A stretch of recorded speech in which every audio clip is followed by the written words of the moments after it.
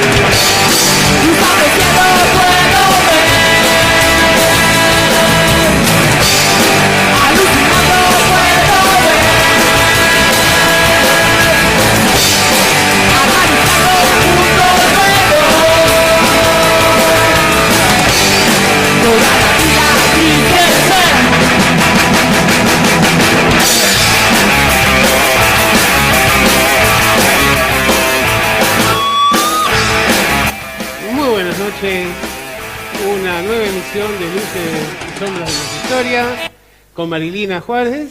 Muy buenas noches a todos. Bueno, y hoy tenemos un invitado especial, Hugo José Melgarejo, quien ha escrito un ensayo titulado ¿Quién hizo el 17 de octubre? ¿Qué tal, Hugo? Bien, gracias a Dios. El 17 de octubre, una fecha paradigmática dentro de la historia argentina, que cambió el curso de la historia en nuestro país, que todavía hasta nuestros días el recuerdo del 17 de octubre, de los logros antes y después del 17 a través de la gestión del general Perón y articulando un colectivo sobre el cual ya vamos a hablar con más detalle, y siempre este tema que aparece en la discusión, ¿no? ¿Quién hizo el 17 de octubre? ¿Lo hizo Perón? ¿Participó Evita? ¿Estuvo presente el pueblo? ¿Fueron las organizaciones sociales? ¿Fue armado desde el Estado? ¿Fue una movilización espontánea? Bueno, opiniones hay muchas. Es un debate apasionante que siempre se retroalimenta y hoy vamos a tratar de contribuir a desentrañarlo en nuestra emisión. Para empezar vamos a ir con un video de aquel momento donde hay una intervención paradigmática justamente de Eva Perón. En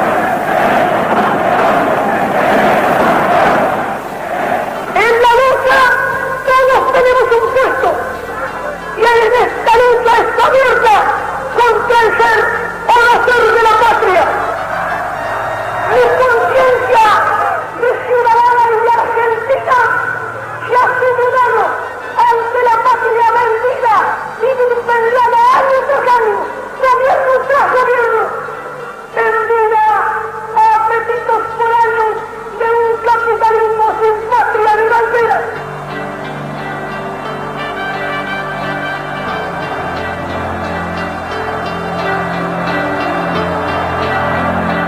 Los enemigos del pueblo, que son los enemigos de la nación, se ocultan en sus reductos impotentes ante el despertar viril de un pueblo que sabe lo que quiere y que está dispuesto a imponer su voluntad. ¿Cuánta actualidad, no, Hugo? Sí. Creo que el 17 de octubre sigue marcando como gran acontecimiento histórico hasta que el pueblo en su conjunto logre producir un hecho similar, ¿sí? y pase el 17 de octubre a ser pasado. Sigue siendo presente.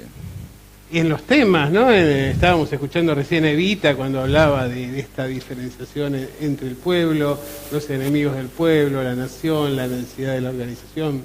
Exacto, porque se presenta esta antinomia, ¿no? Entre capitalismo, pueblo, ¿no? Siempre esta binomia de la cual, el pueblo irrumpe como protagonista político, ¿no? Que es la primera vez, yo creo que el pueblo aparece como un verdadero ciudadano político, ¿no? Que esto es, creo, lo más importante que tiene el 17 de octubre como movilización popular y espontánea, ¿no? Bueno, vamos a empezar con una pregunta, ¿no? Así, brutalmente. ¿Qué te llevó a preguntarte nuevamente quién hizo el 17 de octubre? No, esto es parte de una tradición política de las viejas organizaciones del cuadro, que de los años 60, 70, donde la gente joven aparecía interesada por la historia para después comenzar a participar en la política. Así es. Y entonces había que dar respuesta a esa preocupación, respuesta que sirviera para incorporarlos a la política, ¿sí? A la actividad política, a la militancia política, entendida como se entendía la militancia en aquellos tiempos, ¿no? Que era poner amigos, tiempo y plata. Hoy un filósofo en estos días salió a decir que en las redes sociales había mucha ideología pero poca biblioteca. Sí, Arturo Pérez Reverte. Muy interesante, de hecho, el artículo, ¿no? Que yo lo publiqué bastante porque es una idea muy, muy en boga últimamente. Sí, Digo, invirtiendo esto que vos planteabas, ¿no?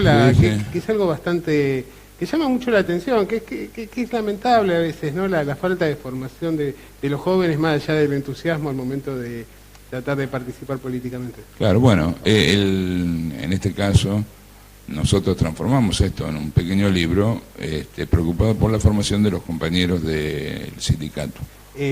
Cuando decís nosotros, ¿quiénes somos? Bueno, yo pertenezco al sindicato de los trabajadores de la FIP, ¿sí? Ajá.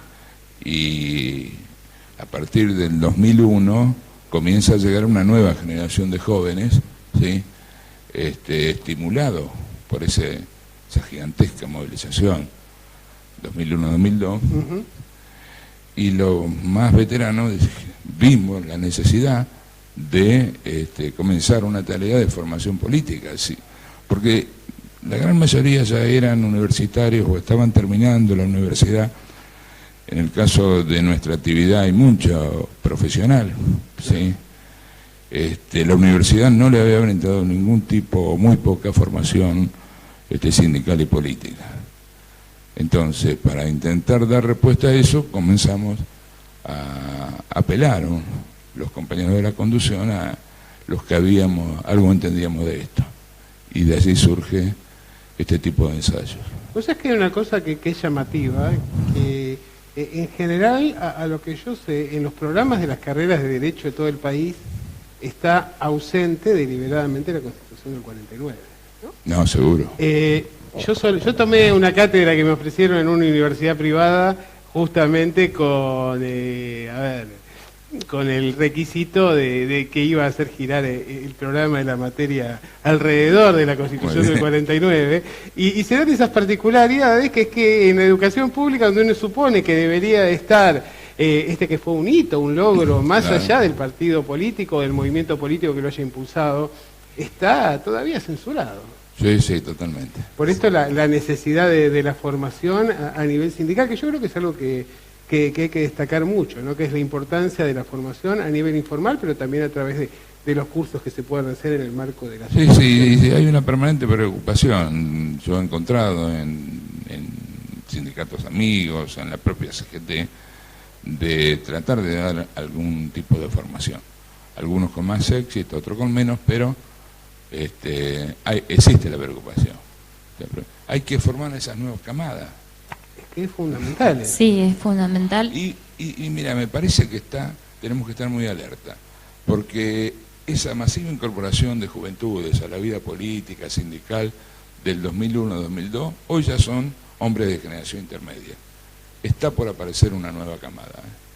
Habrá que ver cuál es el hecho político que se genere, ¿sí?, en no muy largo plazo, ¿sí?, que el pueblo produzca, que permita una nueva incorporación.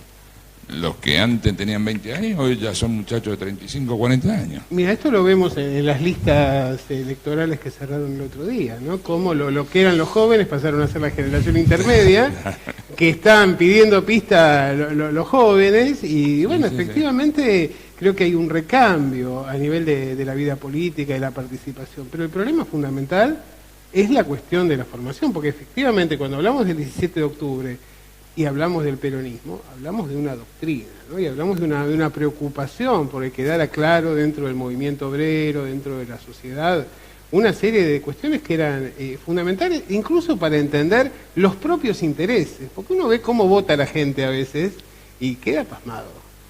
Bueno, sí, yo siempre trato de encontrar respuesta. Prefiero, digamos, equivocarme con el pueblo. Estamos totalmente de acuerdo, y se queda pasmado, pero no por el tema... A ver, algunos atribuyen a la ignorancia de la gente. Yo creo que en realidad la gente en buena medida, digamos, adolece de una formación un poco más sólida. Pero aludir a la ignorancia de la gente implica tratar de tapar las propias faltas, los propios Sí, pecados, vamos al voto ¿no? calificado. Claro. Y Ahí si es está el punto. calificado, yo diría de que voten solo los no instruidos, porque los instruidos han cometido enormes macanas en Argentina, ¿eh? Mira, estos días se habla mucho del tema del voto. A ver, Cristina desistió de confrontar con Florencio Randazzo, abandonó el espacio del Partido Justicialista. Vemos que en muchos distritos donde está funcionando la unidad ciudadana, donde los intendentes están en la unidad ciudadana, se ha impedido que participen listas opositoras. Lo mismo ocurre con Cambiemos, que Con Lustó. efectivamente ha bajado, en el caso no solo de la ciudad, sino a lo largo de todo el país, donde algunos amigos radicales se han negado a seguir participando de este armado y han armado sus listas y han hecho sus presentaciones judiciales. Y en realidad hay como un temor a que la gente vote, se exprese, y veamos qué decía Perón en aquel 17 de octubre. Porque cuando uno dice, ¿ustedes se imaginan a Perón convocando a la gente a votar? Y yo digo, sí, me imagino. Lo dijo Perón cuando analizó el 17 de octubre. Vamos a un video que nos expresa.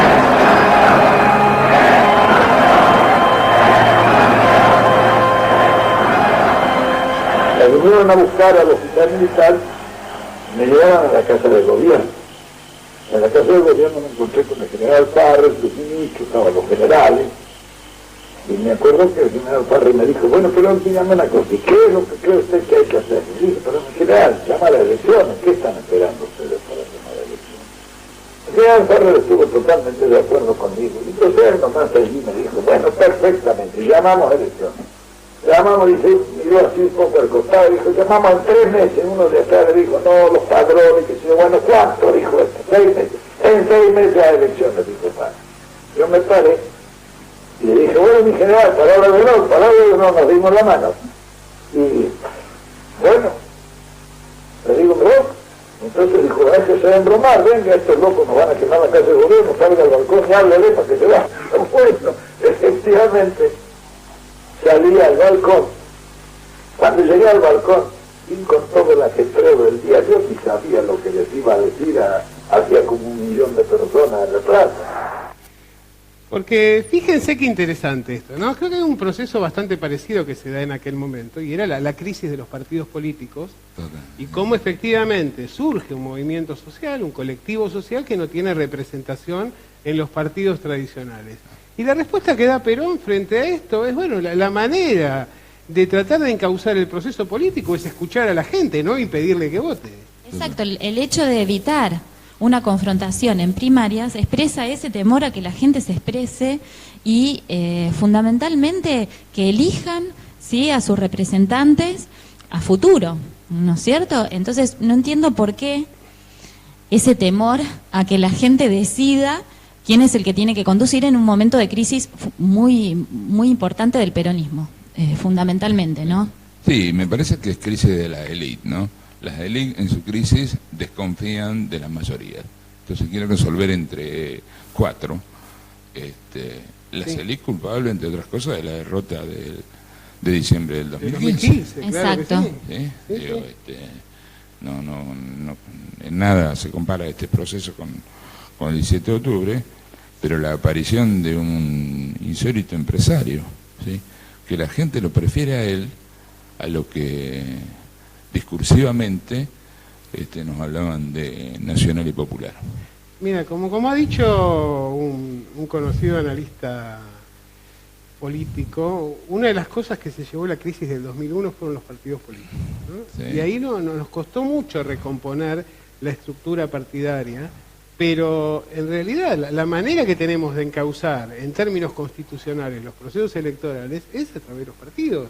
Y es más, lo llamativo en este caso es cómo las fuerzas políticas sancionan determinadas normas que no están dispuestas a cumplir cuando no son gobiernos. Sí, sí, sí. Igualmente yo creo que la Constitución del 94, ¿no?, que le da toda la representación política a los partidos, ahí comete un serio error. La realidad argentina y la realidad de una sociedad compleja va mucho más allá que los partidos políticos. En la tradición peronista siempre se habla de una democracia social, donde participen activamente los distintos sectores sociales, ¿sí? La Constitución del Chaco, que vos la debes recordar, sí, claro, sí. Año 53, permitía la participación del hombre en tanto ciudadano y en tanto miembro de las corporaciones, ¿sí? En tanto trabajador, empresario, hombre de las Fuerzas Armadas, de la Iglesia, ¿sí? Ese fue lo más avanzado. Mira, yo creo que hay un fenómeno que se da en todo Occidente y que lamentablemente nuestra Constitución conservadora, atrasada, no ha tomado, que es que en realidad las repúblicas democráticas contemporáneas son poliarquías, como llamaba Dahl. La poliarquía tiene la particularidad de que, a ver, en política existe una legitimidad de origen que la da el sufragio y una legitimidad de ejercicio que la da la opinión pública. Entonces, por ejemplo, Ilía asume con el 23% de los votos y al poco tiempo liquida su capital, su caudal electoral. Néstor Kirchner asume con menos de eso, con el 21, 22% de los votos, y al poco tiempo tiene el 70% de respaldo. Entonces, tenemos una legitimidad de origen que es la que permite llegar al cargo, pero una legitimidad de ejercicio, de contenido, que es la que permite gobernar. Y esto lo dan las corporaciones, las organizaciones sociales, los medios, los acuerdos políticos de gobernabilidad. Entonces, suponer que el partido político maneja ese escenario, sabemos que es absurdo. Y sabemos efectivamente, y vemos cuáles han sido los acuerdos de gobernabilidad, cuando encontramos, no sé, a López tirando valijas por un lado, y después sabemos que las valijas que tiraba López las recogían los empresarios vinculados al gobierno actual. Claro. Entonces, efectivamente, digo, estas cuestiones, que sea, de golpe viene una denuncia, y la denuncia no puede avanzar, y no puede avanzar porque inmediatamente, digamos, hay un acuerdo de fondo que está muy presente. Sí, el partido político, lo que tiene capacidad de legitimar, ¿sí? Pero eso es parte de la realidad. Claro. La producción tiene que ver con el mundo del trabajo, donde están tanto el sindicalismo como el empresariado, ¿sí? Y no puede ser que estos estén ajenos a la toma de decisión, ¿sí? Porque si no se está gobernando por una minoría, que es lo que por ahí en buena parte de la gente ya está viendo, ¿no? Yo creo que la gente ve eso, ¿no?, en la sociedad actualmente. Sí, es evidente que es un gobierno extractivista, agro, minero, exportador, y que está claro que está gobernando para un 7% de la población. El problema acá es que al pueblo, a la gente, le cuesta ver esto, ¿no? Y hay que preguntarse por qué le cuesta tanto ver esto y por qué también legitima, ¿no?, de algún modo, este tipo de gobierno. Mira, yo creo que hay una concepción de la política que lamentablemente es muy errada, y por eso me parece tan importante, y vuelvo a mostrar aquí el libro del compañero, ¿quién hizo el 17 de octubre? ¿Por qué razón? Porque como veíamos a Perón recién, hay un dato que es muy importante, ¿no? Es decir, Perón se da cuenta de que no hay partido, que las elecciones son la única solución, porque la otra es la alternativa armada o la guerra civil. Entonces, tratemos de canalizar a través de las elecciones. Perón necesita ser, en términos actuales, empoderado por el pueblo. Ahora resulta que en la sociedad contemporánea tenemos dirigentes que dicen que empoderan al pueblo. Es decir, Al revés. esta es la lógica de la monarquía, señores. El monarca empodera al pueblo empodera a los gobernantes. Y yo creo Exacto. que ahí están estas cuestiones que me parecen tan importantes en términos de formación política y sindical. Otra cosa interesante de ese pedacito que pasaste recién. Perón dice, estaba sorprendido, no sabía qué iba a decir. ¿Sí? Sí. O sea, está la movilización, está sorpresiva esa movilización popular, que hasta el propio Perón se sorprende. ¿Sí? Y últimamente... Cuando le hace ese chiste a Farrell, bueno, ahora me voy. Y bueno, es ese gigante dormido, ¿no? Que tanto se habla. Bueno, esto que dice el compañero es sumamente interesante porque yo estuve viendo en las redes que mucha gente estuvo comparando el último acto de Arsenal de Cristina con un 17 de octubre, ¿no? Bueno, esto muestra, si bien fue una movilización importante, pero de espontánea no tuvo nada. Esto no fue una movilización espontánea, esto fue una movilización política de militancia. Comparar el acto de Arsenal de Cristina con un 17 de octubre habla de una clara falta de formación histórico-política, ¿no? Mira, me aprovecho lo que dijiste. ¿Vos pensás que este acto reciente fue efectivamente el triunfo de Durán Barba? Sí, posiblemente. Se va imponiendo ese estilo, ¿no? Sí. No es en el único lugar que lo vi, yo pertenezco al Frente Renovador y también empieza a usarse ese estilo. En el acto de presentación de un país también aparece Sí, es muy claro. únicamente banderas argentinas y la presencia del caso de Massa, la principal figura, al centro del escenario, igual Sí, al esa estilo- disposición. Muy americano, ¿no? Muy Sí. Hillary Clinton, Sí. ¿no? Es Bueno, un porque estilo muy raro, ¿no? Sin la marcha peronista. Bueno, la marcha se la cantamos igual, esto pasa siempre. Sí, bueno. Sí. No está programada, Pero entra de contrabando la marcha. Claro, no es que estaba, digamos, Claro, pero vos fíjate que es pensado. muy interesante esto, porque cuando uno analiza cómo es la disposición de los actos del peronismo históricamente y de los actos de los grandes movimientos históricos, siempre aparece una figura predominante que es la figura del Estado y el estadista, que además tiene un marco de doctrina y está rodeado de aquellos que son sus colaboradores más directos. Acá lo que teníamos era a la dirigencia, que supuestamente le debíamos una década tan venturosa, escondida en un palco, sin saber si iba a participar de las listas y de hecho corridos de las listas abruptamente. Entonces uno dice, ¿de qué manera yo puedo reivindicar una década cuando tengo que esconder a los protagonistas de la década?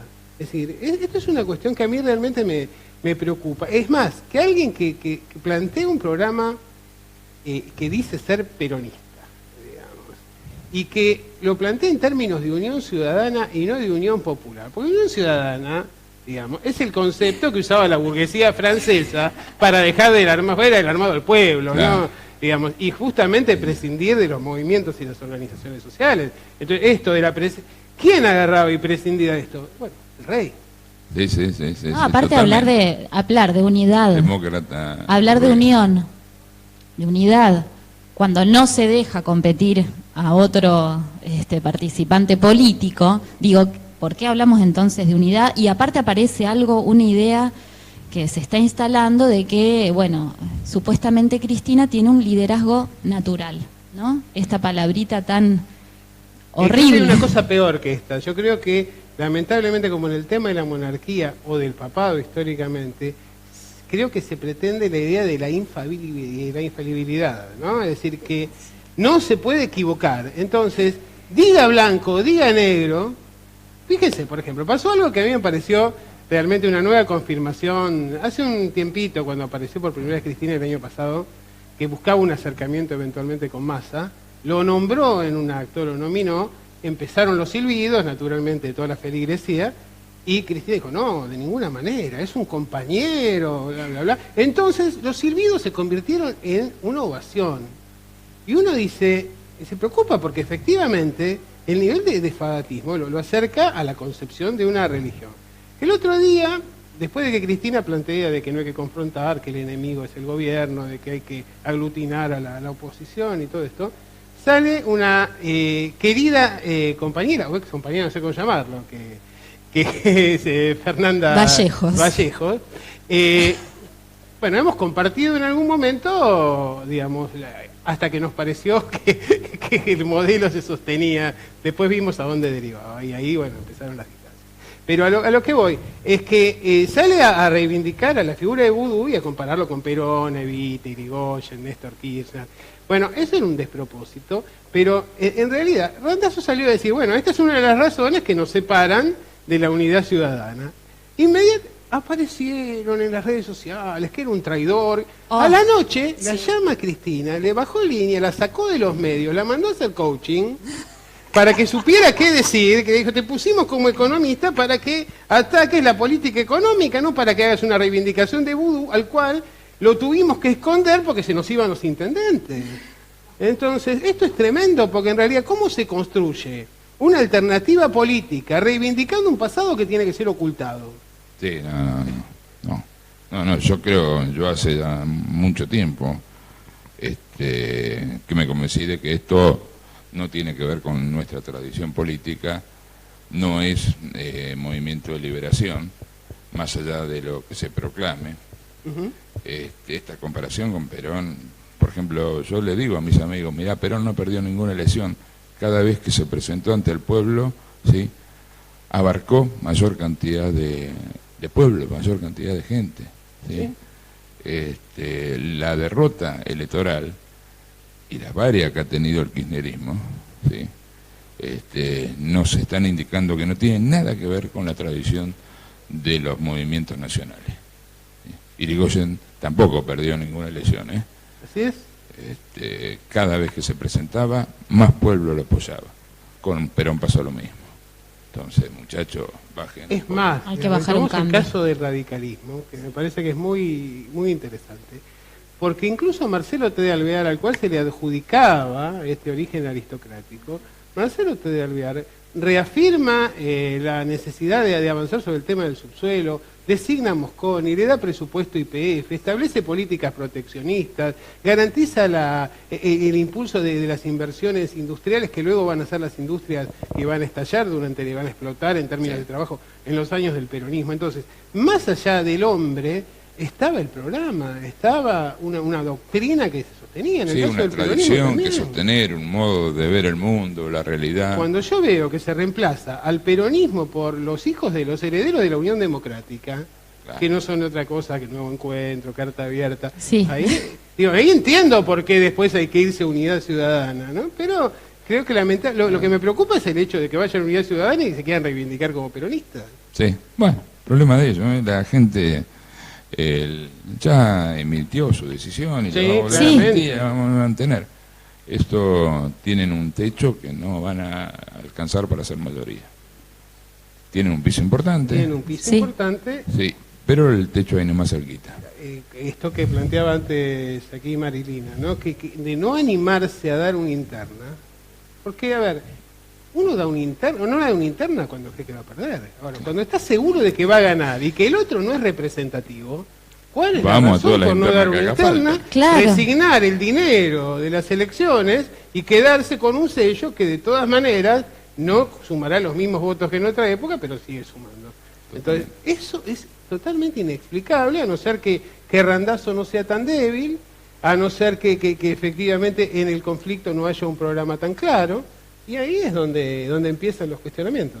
Y sí, porque el único argumento que yo escucho es que no se le puede discutir el liderazgo a Cristina porque es supuestamente natural, ¿no? Si es tan natural, entonces ¿por qué no dejó, digamos, que haya internas y que se postule y que la ciudadanía elija, ¿no? Entonces me parece que esta palabra natural es bastante nefasta, ¿no? En términos históricos y en términos políticos. Es que vamos a un modelo, me parece, prepolítico, ¿no? ¿Cómo? Vamos a un modelo prepolítico, donde la dirigencia política queda excluida y lo que aparece es la figura de un líder carismático vinculado con la masa, pero esto es, qué sé yo, Mahoma, es Jesucristo, no lo digo en ese término, lo digo en el término de la informalidad de la acción política. Sí, Sí, habría que pensarlo un poco ese análisis. Yo no estoy en contra de los liderazgos carismáticos. No, en absoluto. Han sido en general en nuestro pueblo una bendición. Sí, ¿Sí? 2 por siglo, no es poco. pero con un marco de doctrina, con una organización de movimiento. Sí, No, lo por verdadero, favor. digo. Después, Claro. Sí. Lo que sucede, me parece que después de los años 70 del siglo pasado, el imperio, las grandes dominadoras del mundo han entendido la necesidad de los líderes y han empezado a fabricar líderes falsos, ¿sí? Como, digamos, porque recordás que la prédica anterior era una prédica contraria a los grandes líderes, ¿sí? Cuando vieron que contra eso no se podía, comenzó la fabricación de falsos líderes, Sí. de falsos profetas, de falsos representantes del pueblo. Incluso en los propios Estados Unidos se fue construyendo un armado político en torno a un personalismo mucho mayor que el que existía anteriormente. Sí, sí. Antes tenías la idea de la nación, después tenías a los Obama, ahora a Trump, antes a Clinton. Es decir, claramente veíamos que había una figura que trataba de asumir un rol, claro que contenido en un marco institucional muy diferente. Vamos a un nuevo video de aquel momento, de aquel 17 de octubre, que nos permite tal vez ver las diferencias con lo que ocurrió el 25 de mayo hace unos pocos días aquí en el estadio de Arsenal de Sarandí. Trabajadores,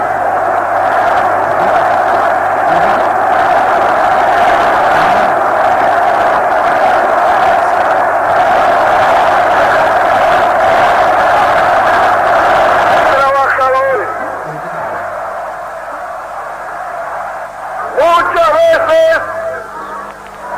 Muchas veces he asistido Una persona me dijo, tenemos que ir a un corte. a reuniones de trabajadores.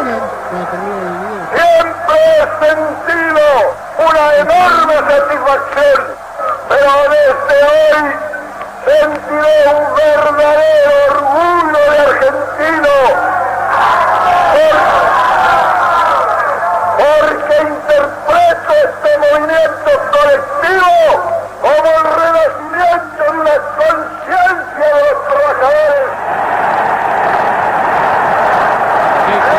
Conciencia de los trabajadores, que es lo único.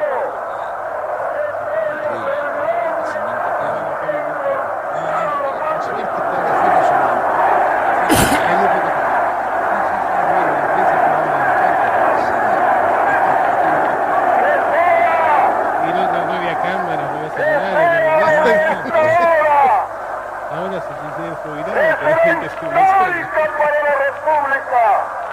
El coronel Perón, un vínculo de unión.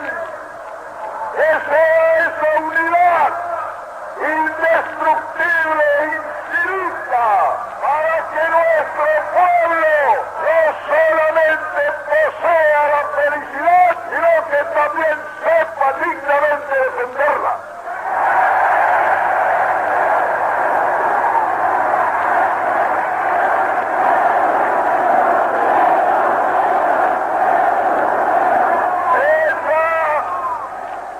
Esa unidad la sentimos los verdaderos patriotas, porque al amar a la patria no amaremos sus campos o sus casas, amaremos a nuestros hermanos de nación.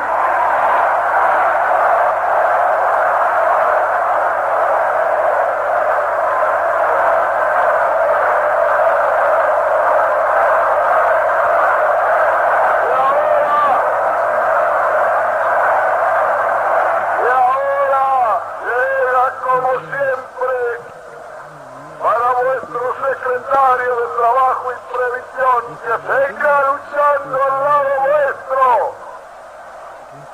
por ver coronada esta obra, que es la ambición de mi vida, que todos los trabajadores sean un poquito más felices.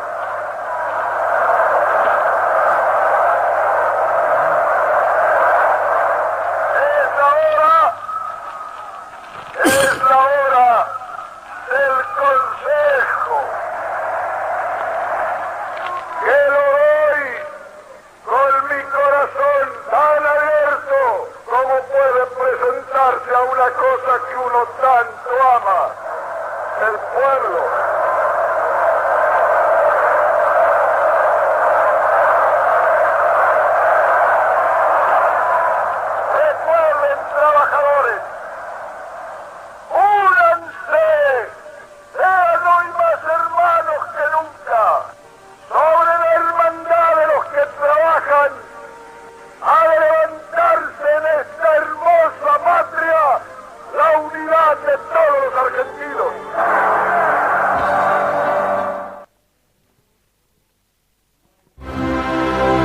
Es una absurda contradicción hablar de paz, negociar la paz y al mismo tiempo promover o permitir el comercio de armas. Esta guerra de allá, esta otra de allí, ¿es de verdad una guerra por problemas o es una guerra comercial para vender estas armas en el comercio ilegal y para que se enriquezcan los mercaderes de la muerte? Acabemos con esta situación. Pidamos todos juntos por los responsables de las naciones, para que se comprometan con decisión a poner fin al comercio de las armas que causa tantas víctimas inocentes.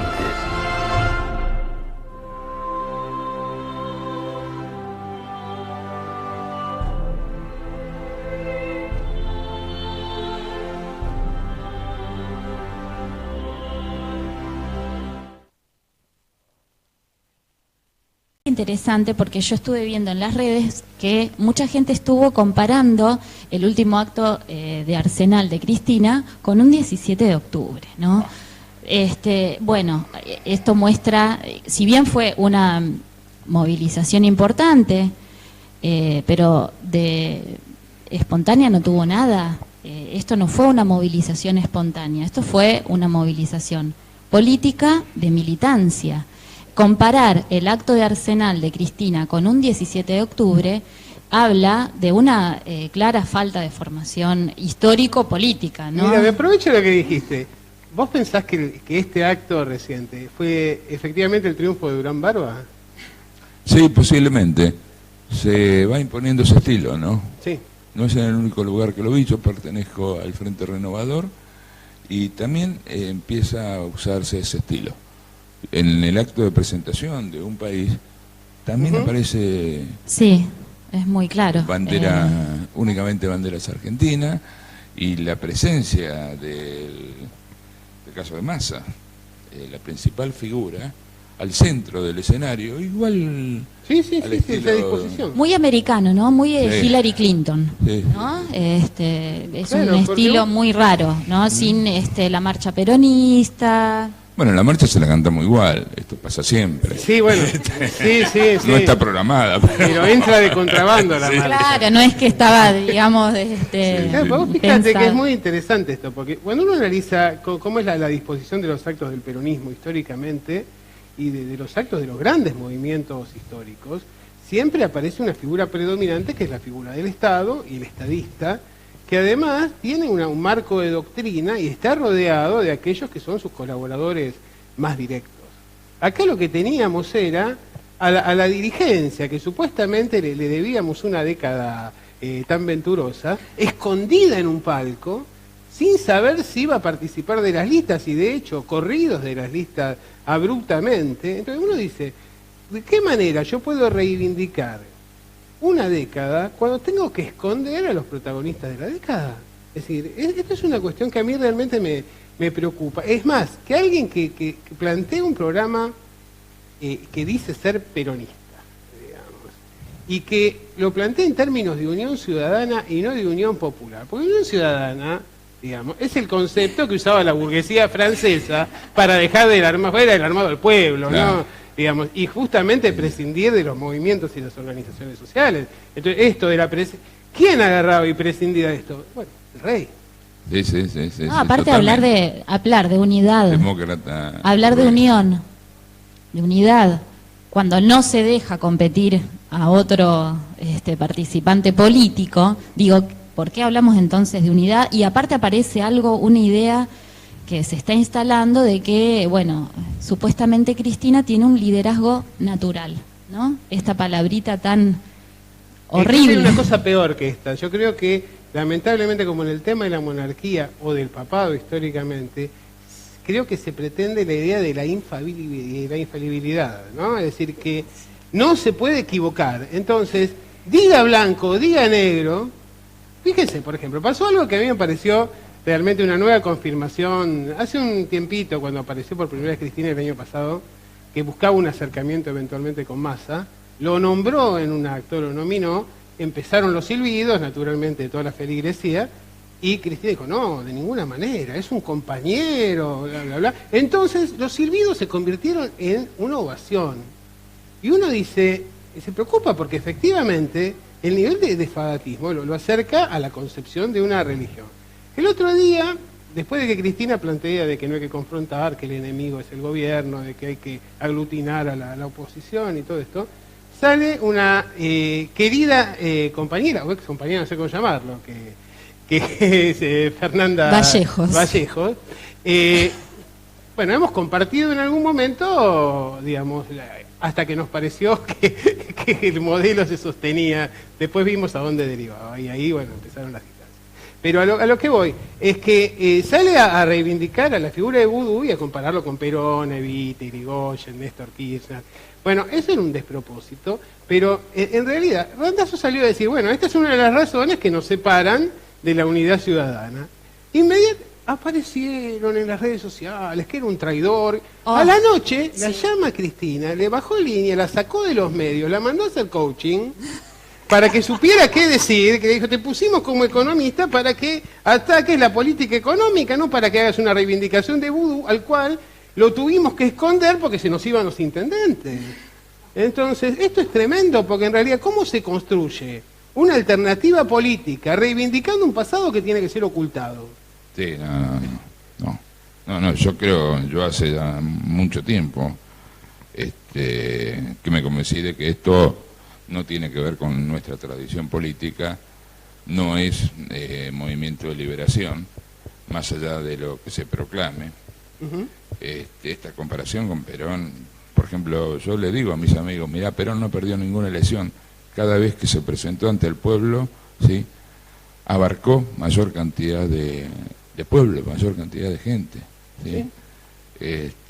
La derrota electoral y las varias que ha tenido el kirchnerismo, ¿sí?, nos están indicando que no tienen nada que ver con la tradición de los movimientos nacionales. Irigoyen tampoco perdió ninguna elección, ¿eh? Así es. Cada vez que se presentaba, más pueblo lo apoyaba. Con Perón pasó lo mismo.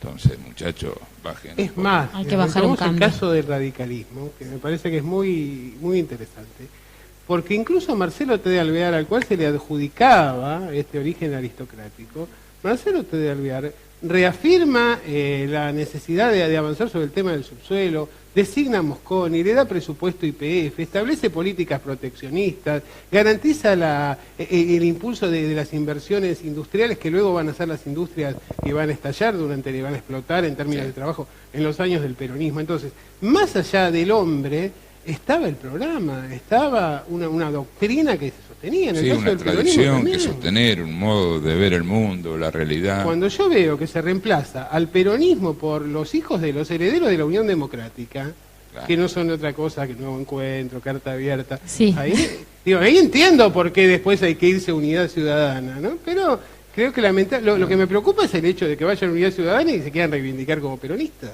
Sí, bueno, problema de ellos, ¿eh? La gente ya emitió su decisión y vamos a mantener. Esto tienen un techo que no van a alcanzar para ser mayoría. Tienen un piso importante. Sí, pero el techo ahí nomás cerquita.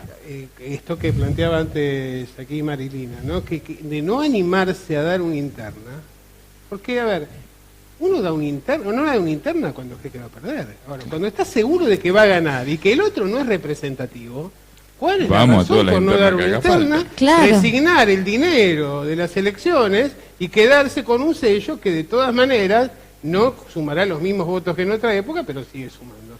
Entonces, eso es totalmente inexplicable, a no ser que Randazzo no sea tan débil, a no ser que efectivamente en el conflicto no haya un programa tan claro. Y ahí es donde empiezan los cuestionamientos.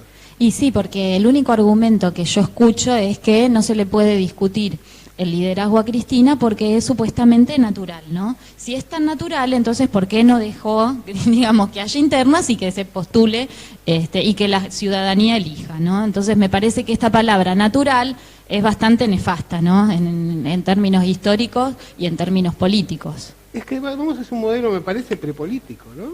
¿Cómo? Vamos a un modelo prepolítico, donde digamos, la dirigencia política queda excluida y lo que aparece es la figura de un líder carismático vinculado con la masa, pero esto es, qué sé yo, Mahoma, es Jesucristo, no lo digo en ese término, lo digo en el término de la informalidad de la acción política. Sí, habría que pensarlo un poco ese análisis. Yo no estoy en contra de los liderazgos carismáticos. No, en absoluto. Han sido en general en nuestro pueblo una bendición. Sí. ¿Sí? 2 por siglo, no es poco.